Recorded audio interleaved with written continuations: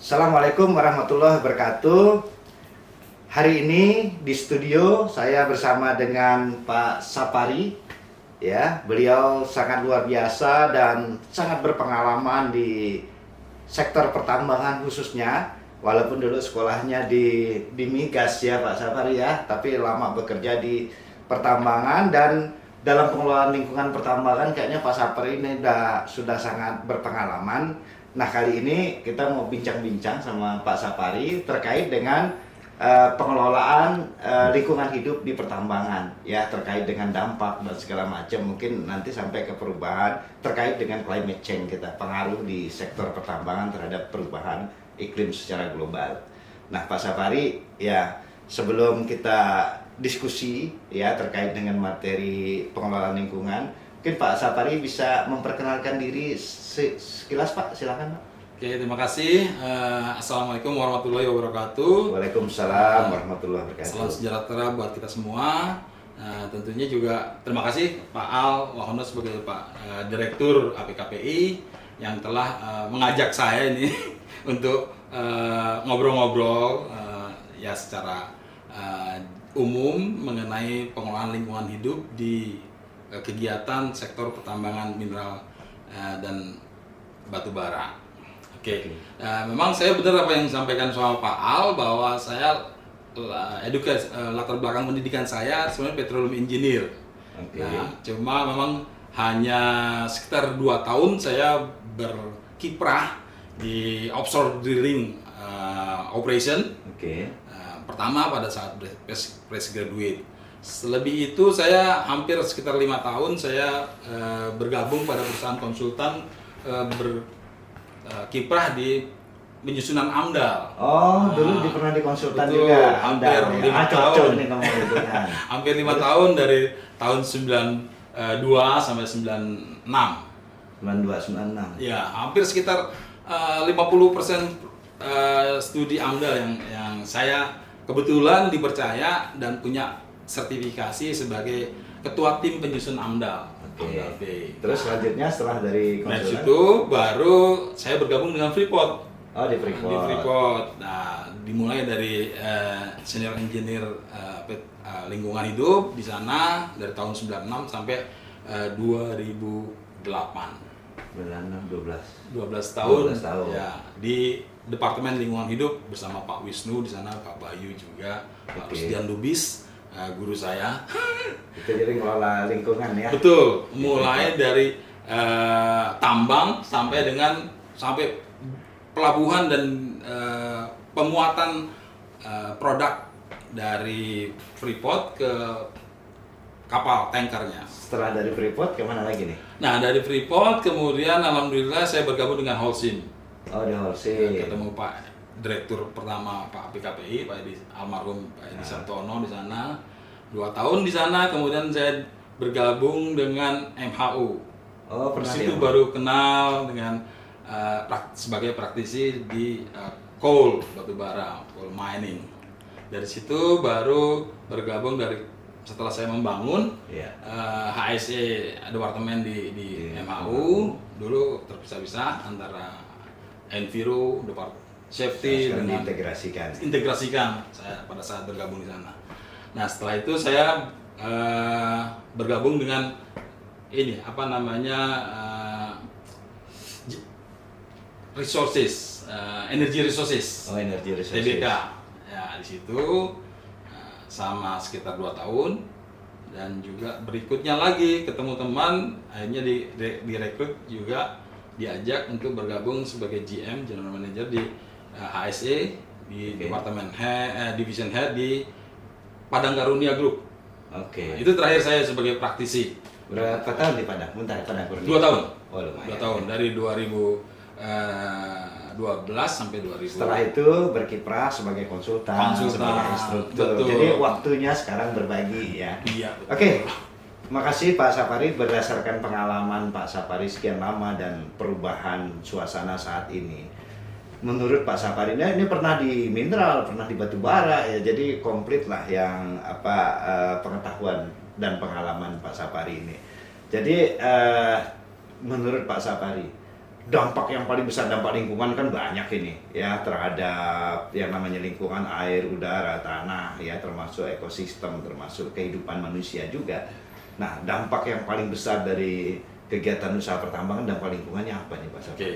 Memang untuk dampak lingkungan atau isu-isu lingkungan hidup di kegiatan pertambangan itu memang yang paling ke depan itulah sosialnya. Oke, Nah, sosial. itu sosial. Nah, tetapi itu tidak terlepas juga dari dampak fisik. Nah, dampak fisik inilah yang paling terlihat dan itu juga menjadi pembicaraan masyarakat, yaitu mengenai perubahan bentang alam. Perubahan bentang alam. Iya. Oke. Dari perubahan bentang alam itu yang tadinya mungkin dalam bentuk seperti bukit atau gunung, Iya. itu akan menjadi lembah, menjadi lubang tambang gitu. Nah, itu yang terlihat betul secara visual. Nah, yang tidak terlihat tapi itu juga sangat berbahaya buat lingkungan, berpengaruh terhadap lingkungan, itu adalah air asam batuan. Air asam batuan. Nah, yang dulu dikenalnya lebih populer itu air asam tambang. Oh, air asam batuan itu air asam tambang Ya, yang kita kenal tapi ya. sebetulnya air asam batuan yang sebetulnya yang dikenal dengan air asam tambang itu tidak harus di kegiatan operasi pertambangan itu akan muncul juga air asam batuan. Apabila batuan itu batuan mengandung asam itu teroksidasi ya, Iya, teroksidasi atau terekspos, terekspos, atau tersingkap. tersingkap. Dengan tersingkap mungkin karena longsor atau karena gerakan alam, entah itu sesar, terkekar, akhirnya dia terekspos, kemudian teroksidasi. Ada air di situ, Iya. muncullah air asam batuan, bukan air asam tambang. Dari Jadi batuan. memang kalau ada istilah pertama yang populer yang namanya air asam tambang, seakan-akan air asam tambang itu Dihasilkan dari dihasilkan dari tambang. kegiatan tambang. Oh, tidak juga, semuanya, tidak ya. semua, bahkan dari kegiatan alami pun natural itu akan muncul air asam batuan. Oke, selain itu apa lagi Nah, dampak yang memang yang paling setelah dari perubahan bentang alam, air asam batuan, Ya. lebih banyak kemudian adalah pengelolaan limbah B3. Oh, Pengelolaan limbah B3. bahan berbahaya beracun B3 dan limbahnya. Oke. Itu akan menjadi momok, menjadi kesan yang kalau itu tidak tertangani itu akan menjadi kesan buruk buat pengelolaan tambang. Nah, pengelolaan bahan berbahaya beracun atau B3 dan limbahnya ini dihasilkan mulai dari proses inti penambangan itu sendiri sampai dengan proses pendukungnya. Jadi mulai dari ngupas tambang, buka tambang itu ya, sampai nanti proses mungkin pengangkutan penjualan ya. Betul.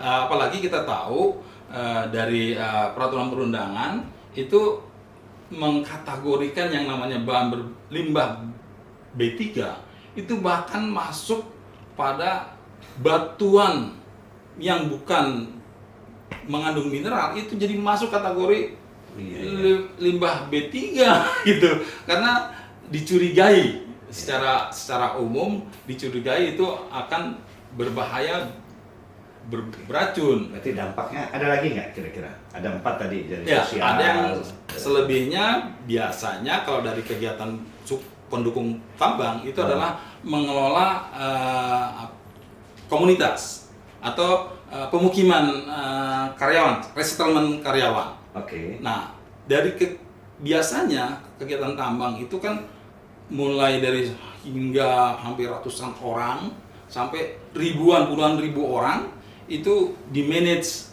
Bahkan suatu kegiatan tambang umum membuat kota semandiri. Oh iya, betul. Migas juga begitu, kota mandiri. Nah, kota mandiri ini tentunya pengelolaannya bahkan seperti pengelolaan kota. Kecamatan paling tidak. Jadi bukan hanya ngelola untuk mes sebenarnya. Lahirnya kota pun banyak. Lahirnya dari kota kegiatan banyak tambang. dari kegiatan tambang, betul. Seperti misalnya apa? Pekanbaru. Itu adalah inisialnya dari base camp-nya Caltech zaman itu. Betul. Nah, begitu juga ya kalau ditambang itu Timika. Timika dulu base camp-nya PT Freeport. Iya. Yang mulai dari tahun 67. Sorowako. Iya, ya kan? Sorowako begitu Terus juga. apalagi Tanjung, Tabalong, Tanjung gitu ya. Tabalong, Dan sekarang banyak jadi- lagi kota-kota iya, lain. sekarang jadi kota. Itu padahal dulu base Oke, camp. Pak Safari, ini kan begitu besar dampak lingkungan dari kegiatan usaha pertambangan ini. Kalau ini tidak dikelola dengan sangat baik oleh perusahaan, kira-kira dampak besarnya apa nih Pak? Nah, itu yang banyak dialami tentunya di negara asal industri ya. Ya, Entah itu di Eropa, bahkan di Amerika sana. Jadi ya kita kenal seperti apa, negeri cowboy. iya. Nah, mencari Negeri gold. tambang tuh ya. Iya, itu originalnya itu. Jadi di situ berkembanglah berbagai macam isu atau mungkin masalah-masalah baik itu dari sisi lingkungan hidup maupun sosial budaya. Oke. Nah, itu yang kalau itu tidak dikelola dengan baik sehingga akan menjadi bisa masuk kategori akhirnya kerusakan lingkungan hidup. Itu yang paling parah sebetulnya kalau masuk kategori sebagai environmental damage. Oke. Nah, itu yang banyak yang disu atau diajukan ke pengadilan sehingga bahkan itu menjadi suatu tindakan kriminal. Ya, jadi pelanggaran mencemari lingkungan, memberikan dampak buruk pada lingkungan, termasuk isu Yang kriminal juga ya. betul. Ya, gitu. Oke, Pak Sapari, menurut Pak Sapari nih, yang udah keliling dari pernah di migas, masuk juga ke mineral, batu bara, dan menjadi konsultan dan training di pertambangan khususnya, ya, pengelolaan lingkungan pertambangan sekarang, menurut kacamata Pak Sapari, sudah optimal atau masih banyak sekali yang perlu ditingkatkan? Tentunya, terima kasih Pak Al. Tentunya yang namanya point of improvement itu nggak pernah selesai. Ya. No finish line for quality, gitu kan? Kalau kata prinsip dari bagaimana mengelola kualitas. Karena mengelola lingkungan hidup adalah juga mengelola kualitas lingkungan. Nah, tentunya untuk sampai saat ini pun masih tetap memerlukan masih banyak peluang-peluang untuk improvement. Tetapi jauh sekali dibandingkan dari tahun katakanlah tahun 80-an. Oke. 80-an itu sekarang sudah hampir katakanlah sudah bukan barang asing atau bukan lagi makhluk langka pengelolaan lingkungan hidup. Tapi sekarang sudah hampir merata. Nah, ini ke poin penting sebetulnya pemerataan mengenai pengetahuan mengenai lingkungan hidup, apa isu-isunya, bagaimana Sekarang udah lebih baik lah ya. Alhamdulillah udah Kalau lebih banyak dikenal. Kajian para ahli itu kan bilang, kalau pengelolaan lingkungan seperti saat ini yang kita lakukan, maka dalam waktu 30 tahun yang akan datang sampai 40 tahun yang datang, maka ancaman dampak dari lingkungan itu, terutama climate change-nya, itu akan lebih besar daripada dampak COVID yang saat ini. Setuju nggak Pak Sapari? Kalau pengelolaan seperti saat ini lah ya. Ya. Betul. Jadi apa kata para pakar yang membicarakan hal tersebut, menyimpulkan hal tersebut, ada betulnya. Karena memang yang namanya COVID itu hanya short term ya. Iya, iya. Ya short term, cepat sekali dia mewabahnya, terus dia mengakibatkan permasalahan dari berbagai sektor. Tapi begitu diketemukan bagaimana penanganannya, memanagenya bagaimana, itu langsung bisa terkendali. Dan hasilnya pun terlihat bahwa sekarang kita sudah sedikit agak tenang ya, boleh dikatakan tenang, tidak lagi pada awal-awal. Makanya sampai hari ini bisa podcast juga. Alhamdulillah. Bisa diskusi ya Pak Ya, Sapari. alhamdulillah. Nah, itu tadi ya, berarti kalau di lingkungan gimana? Kalau COVID tadi kan masif, tetapi begitu ketemu obatnya, ketemu caranya, bisa cepat dikendali. Kalau lingkungan tadi? Nah, kalau lingkungan kita tahu seperti tadi ya, perubahan bentang alam. Terkait dari perubahan bentang alam, kemudian juga tentunya pembukaan lahan. Nah, pembukaan lahan ini terkait juga berkontribusi dalam mempengaruhi tadi global climate change. Karena perubahan produksi oksigennya berkurang ya? Betul, oksigennya akan shortage ya, semakin berkurang karena CO, karena industri juga semakin meningkat CO-nya, sehingga ini pun akan mempengaruhi dari CO yang terlepas, rilis dari kegiatan industri, yang tentunya bukan hanya kegiatan pertambangan, tapi juga kegiatan industri yang lainnya. Industri sebagai hilirisasinya juga, betul, ya. semua kegiatan manusia juga begitu. Nah, ini memberikan sumbangsi juga terhadap khususnya meningkatnya suhu permukaan bumi ini. Nah, sehingga efeknya akan lanjut yang kita kenal dengan yang namanya melting dari glacier di Kutub Utara. Nah, sekarang pun kita dari dekat kita tahu yang adanya glacier di daerah tropis, yaitu di Namangkawi. Nah, ini Gunung Puncak Jayawijaya. Itu sudah jauh sekali dari saya pertama kali ke sana itu tahun 96. Kemudian saya juga menyempatkan diri untuk ke glaciernya, yaitu di sana masih ada. Masih, cuma jauh menurun. Nah, jauh menurun ini bukan hanya Freeport ansih, tapi sumbangan global. Karena Freeport kecil sekali dibandingkan, walaupun dekat tapi kecil pengaruhnya. Tapi karena global, sehingga global climate change ini yang mempengaruhi besar terhadap meltingnya, semakin mengecilnya glacier atau padang salju yang ada, sangat menjadikan situs geologi di dunia ini, karena kita ada di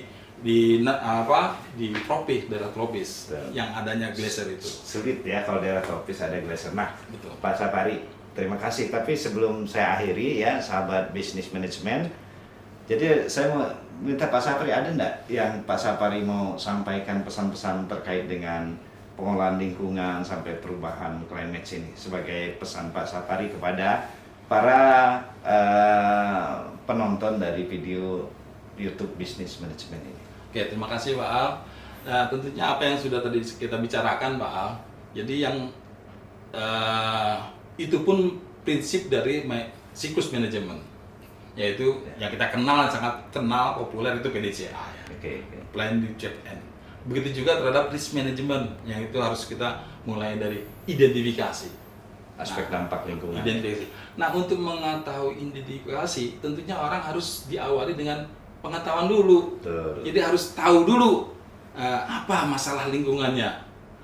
Sebelum mengetahui masalah lingkungan hidup di pertambangan, jauh daripada itu juga harus tahu dulu apa kegiatan pertambangan. Nah, kalau tahu kegiatan pertambangan, baru kita bisa tahu, mengenali apa masalahnya terhadap lingkungan hidup. Betul. Nah, kalau sudah mengenali masalahnya, baru kita perlu knowledge bagaimana mengendalikannya. Nah, sampai saat ini, alhamdulillah yang sudah kita diskusikan tadi, kita bicarakan bahwa jauh dari tahun 80-an mengenai knowledge permasalahan lingkungan hidup di pertambangan. Sekarang sampai tahun 2020 udah jauh sekali, sudah banyak orang yang tahu mengenai permasalahan itu. Nah, kalau sudah tahu, insya Allah tentunya akan tahu bagaimana mengendalikannya.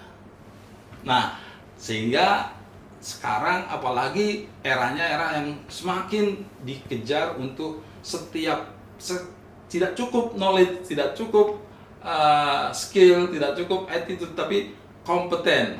Nah, ini benar-benar dengan semakin maraknya dikejarnya orang-orang untuk berkompeten, tidak hanya knowledge, itu semakin insya Allah semakin baik pengelolaan lingkungan hidup ke depan. Itu yang menarik ya, nanti kita perlu nih. Kalau pengelolaan lingkungan di satu negara buruk, ya siapa yang paling dipersalahkan? Tentunya yang berkaitan dengan persalahkan, kaitannya dengan accountability, pertanggunggugatan. Kalau pertanggunggugatan, tentunya dari sisi legal, pemerintah. Walaupun pemerintah tuh on behalf of community, public, masyarakatnya, tapi masyarakat kan dari berbagai level. Nah, yang mendapat kepercayaan secara legal, siapa pengelolanya adalah pemerintah. Sehingga pemerintah lah yang harus paling bertanggung jawab. Cukup ya, Pak Sapari. Terima kasih Pak Sapari sudah hadir di studio. Dan untuk sahabat bisnis manajemen ya, Jangan lupa teman-teman untuk subscribe channel bisnis dan manajemen ya. Just subscribe channelnya dan simak video-video kita berikutnya. Semangat pagi. Semangat. Pak Sapari, terima kasih banyak Terima Pak kasih, Sapari. Ya, Pak. luar biasa. Sama-sama.